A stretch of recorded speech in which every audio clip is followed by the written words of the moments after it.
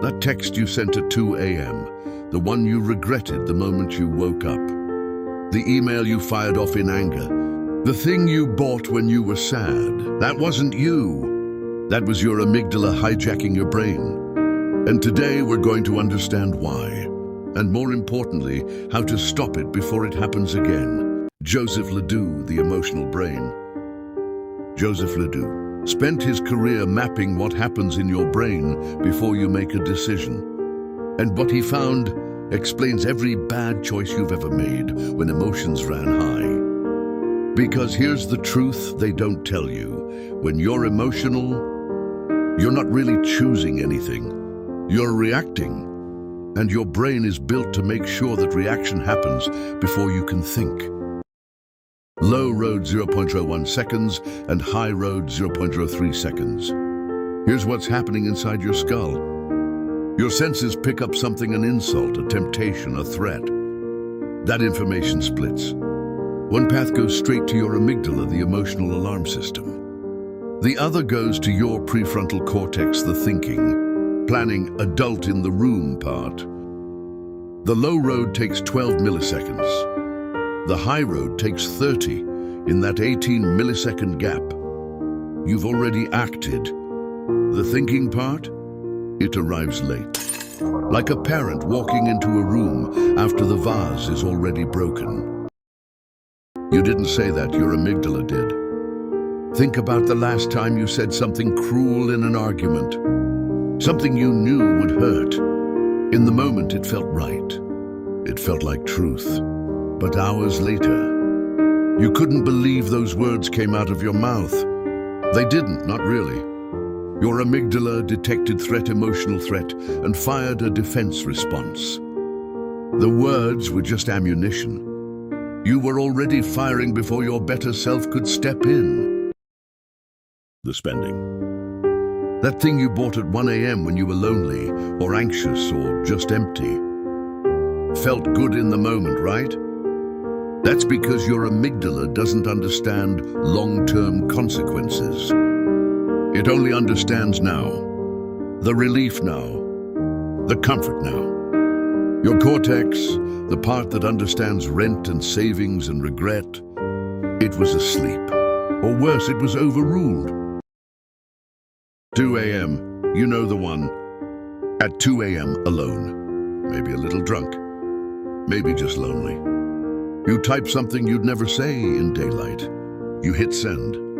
And then, the wait, the regret, the oh no. By the time your cortex woke up, the message was already delivered. Read, screenshotted. You weren't making a decision. You were completing a reaction. It's not weakness, it's wiring. Here's what I need you to understand. This is not weakness. This is not bad character. This is wiring. Your brain was built this way over millions of years. The amygdala evolved to keep you alive, to react before thinking, because the tiger didn't wait for you to consider your options. The problem is, modern life is full of tigers that aren't tigers. An email isn't a predator. A comment isn't a threat. But your amygdala doesn't know the difference. You're not stupid. You're human, and yet we do the same thing every time. We call ourselves stupid. We say, "What's wrong with me?" We make promises, "I'll never do that again," and then we do. Because willpower isn't the answer. You can't think your way out of a system that's faster than thought. You can't decide not to react when the reaction already happened before the decision. 5 seconds, that's all. So what works? One thing. A stupidly simple thing. The pause. The low road is fast, but it's also short. The amygdala's alarm is designed for immediate threats. If you don't act, if you just wait, the alarm begins to settle. 5 seconds, 10. Count to 10 before you send that text. Walk away before you respond. The wave will pass.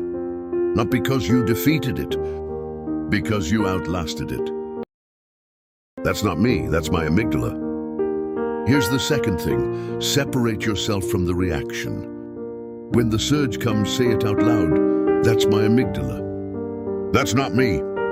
That's an old alarm. This isn't just a trick. It's true. The reaction is a biological event. You are the one witnessing it. The more you practice this separation, the less the reaction owns you. Calm the body, the mind follows. And the third thing, work with the body. The amygdala lives in the body. It responds to breath, to tension, to heart rate. When you feel the surge, breathe, slow, deep. The amygdala can't stay loud when the body is quiet. It's not magic. It's physiology. You calm the body, the alarm eventually listens. You're learning to drive a car that's been driving itself. Look, you've spent your whole life being driven by a system you didn't understand. That's not your fault. But now you do understand. Now you know about the 18-millisecond gap. Now you know about the pause, the separation, the breath. You're not going to stop reacting overnight, but you can start noticing. And in that noticing, something shifts. You're not the car anymore. You're learning to drive. The emotional brain, Joseph Ledoux. Ledoux's book taught me this. Not as theory, as liberation. If you're tired of being run by a system you don't understand, it's waiting. Read it. Your future self will thank you.